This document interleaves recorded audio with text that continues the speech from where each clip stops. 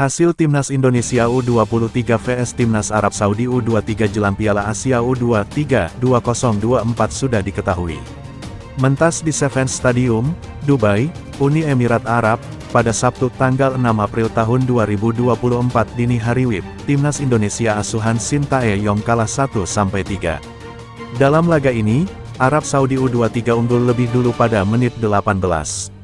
Berselang 14 menit, bek Timnas Indonesia U23, Komang Teguh, mencetak gol sehingga skor sama kuat 1-1. Skor 1-1 ini pun bertahan hingga babak pertama usai. Di babak kedua, kedua tim masih menjaga intensitas permainan masing-masing.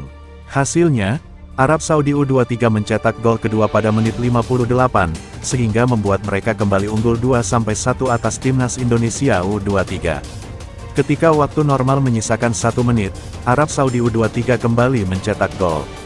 Alhasil, mereka unggul 3-1 atas Timnas Indonesia U23 dan skor ini pun bertahan hingga akhir laga.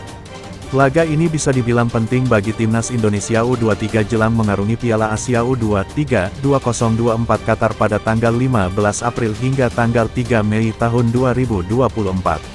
Sebab, Timnas Indonesia U23 mendapat kesempatan bersua Arab Saudi U23 yang notabene kampiun Piala Asia U23 2022. Satu lagi, Arab Saudi U23 berasal dari Asia Barat. Kebetulan, 2 dari 3 lawan Timnas Indonesia U23 di grup A Piala Asia U23 2024 berasal dari Asia Barat, yakni Qatar dan Yordania, sehingga secara permainan mereka tak berbeda jauh. Di Piala Asia U23 2024, Timnas Indonesia U23 berada di grup A bareng tuan rumah Qatar, Yordania dan Australia.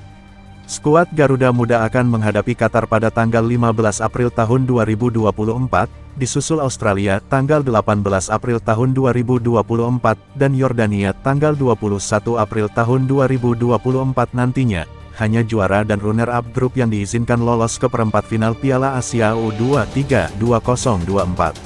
PSSI sendiri meminta Sintayong mengantarkan Timnas Indonesia U23 lolos perempat final Piala Asia U23 2024.